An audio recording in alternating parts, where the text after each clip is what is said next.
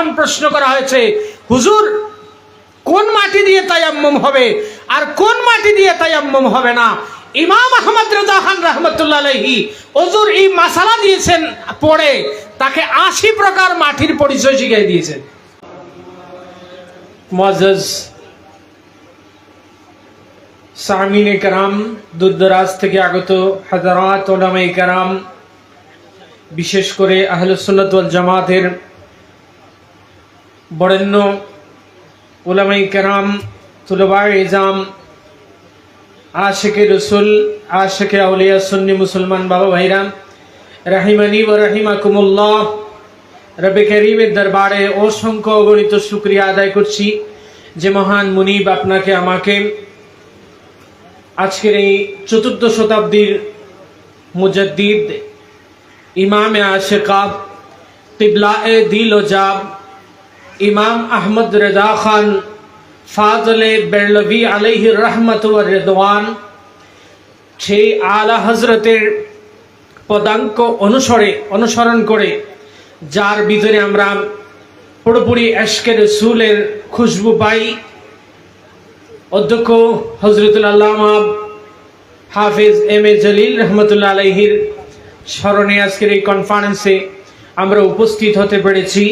এজন্য জবান খুলে একবার পড়ছি আলহামদুলিল্লাহ। আর একটু আওয়াজ করে বলেন প্যারে হাজিরিন, আল্লাহর হাবিব রাহমাতুল্লিল আলামিন হাদিস শরীফে ইরশাদ করেছেন, আমি তোমাদের কাছে আমার রক্তে জড়া দ্বীন ইসলামকে রেখে যাচ্ছি। আমার এই দ্বীন ইসলাম কিয়ামত অবধি প্রতিষ্ঠিত থাকবে। যুগে যুগে আমি নবীর রক্তে জড়া দ্বীন ইসলামের বিভিন্ন ধরনের বাতিল ফেরকার নামে আগাছা জন্ম নিবে। এই আগাছাগুলোকে কান টেনে ধরে উপড়ে ফেলার জন্য আল্লাহ রব্বে করিম প্রত্যেক শতকের শেষে আমার উম্মতের মধ্যে আল্লাহ তাআলা এক একজন মুজাদ্দিদকে পাঠিয়ে দিবেন। তারা কি করবেন? মান ইউজাদ্দিদু লাহা দীনাহা, এই মুজাদ্দিদগণেরা দ্বীনের নামে যত বদ্দিনী আকীদা, বদ্দিনী কালচার, এগুলো ইসলামের ভিতরে ঢুকবে, মুজাদ্দিদগণেরা এগুলোর কান টেনে উপড়ে ফেলে দ্বীন ইসলামকে পরিষ্কার পরিচ্ছন্ন করে উম্মতে মুহাম্মদীকে তারা উপহার দিবে। তারা হলেন কারা? মুজাদ্দিদ। তারা হলেন কারা? মুজাদ্দিদ। আমরা আজকে যার আলোচনা এখানে সমবেত হয়েছি, ইমামে আশিকা, কিবলায়ে দিল ও জান, ইমাম আহমদ রেজা খান ফাজলে বেরলভি আলাইহির রহমা। বাবারা, আমরা হয়তো বাংলাদেশের অনেক মানুষ আলা হযরতকে চিনে না। আপনি ইন্ডিয়ার ভৌগোলিক অবস্থাগুলো যদি পর্যবেক্ষণ করেন, ইতিহাস পড়েন, তো দেখবেন আলা হযরতের নামে ইন্ডিয়ায় একটা ট্রেন চালু আছে, ওটার নাম হলো আলা হযরত এক্সপ্রেস। কি নাম? আলা হযরত এক্সপ্রেস। এটা বেরেলি শরীফ থেকে ভুজ পর্যন্ত প্রায় 1500 কিলোমিটার, 54 কিলোমিটার বেগে, ঘন্টায় 54 কিলোমিটার বেগে 1500 কিলোমিটার দূরত্বে এই ট্রেন পরিচালিত হয়। তাহলে ইন্ডিয়ার মানুষ এরা আলা হযরতকে চিনে কি চিনে না? কথা বলেন না, চিনে কি চিনে না? এই বিশাল ভারতবর্ষের মানুষরা, এই হিন্দুস্তানের মানুষরা পর্যন্ত আলা হযরতকে তাজিম করে। প্যারে হাজিরিন, আলা হযরত জন্মগ্রহণ করেছিলেন 10 শাওয়াল 1272 হিজরিতে, ইন্তেকাল করেছেন এই মহান হাস্তি 25 সফর 1340 হিজরিতে।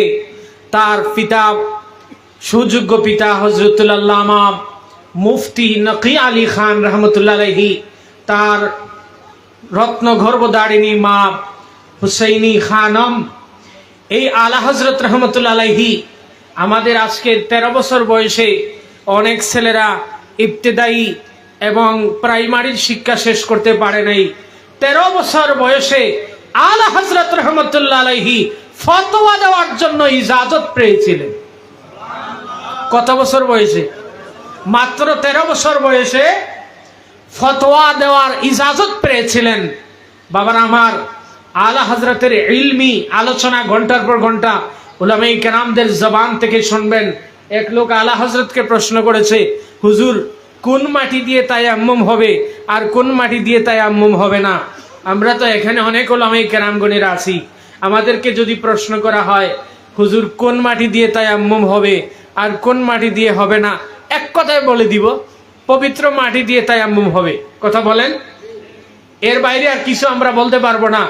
আলা হযরতকে যখন প্রশ্ন করা হয়েছে হুজুর কোন মাটি দিয়ে তায়াম্মুম হবে আর কোন মাটি দিয়ে তায়াম্মুম হবে না, ইমাম আহমদ রেজা খান রাহমাতুল্লাহ আলাইহি হুজুর এই মাসালা দিয়েছেন পড়ে, তাকে 80 প্রকার মাটির পরিচয় শিখিয়ে দিয়েছেন।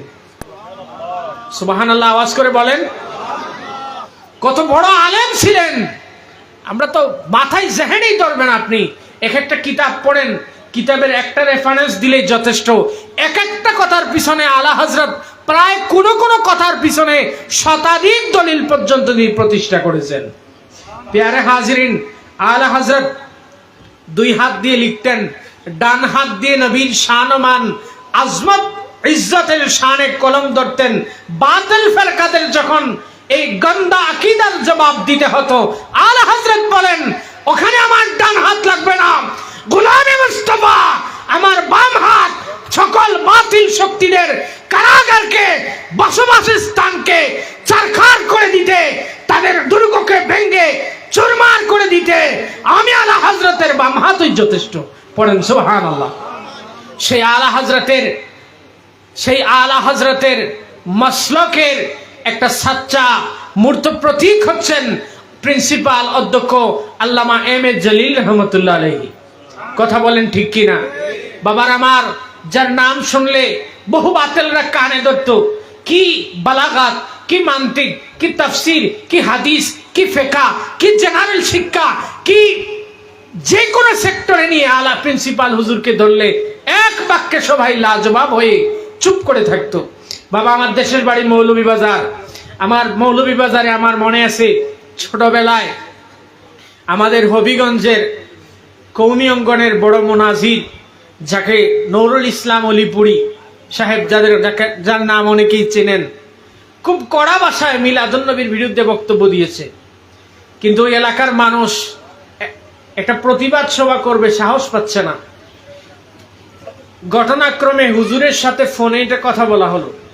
হুজুর বললেন কেন হবে না, অবশ্যই এই প্রতিবাদ সমাবেশ করবো, আমি এটার প্রধান অতিথি থাকবো। আর তোমাদেরকে যদি বেশি ডিস্টার্ব করে, মৌলভীবাজারের ডিসি আলকামা সিদ্দিকী, সে আমার ফ্রেন্ড, তাকে তোমরা যে আমার পরিচয় দাও। সুবহানাল্লাহ বলেন। যারা পরিচয় দিচ্ছেন, যা ডিসি কে পরিচয় দিচ্ছেন, প্রিন্সিপাল হুজুরের পরিচয় দেওয়ার পরে ডিসি নিজ দায়িত্বে মাহফিলের ব্যবস্থা করে দিয়েছে। এরকম একজন মানুষকে আমরা হারিয়েছি। আজকে তার স্মরণ সভা এখানে আমরা উপস্থিত হয়েছি। আল্লাহ রাব্বে করিম যেন হুজুরের রুহানি দোয়া আমাদেরকে নসিব করেন। সবাই পড়েন, আল্লাহ রাব্বে করিম যেন হুজুরকে জান্নাতের সুউচ্চ আলা ও বালা মাকাম দান করেন। পড়েন আমিন।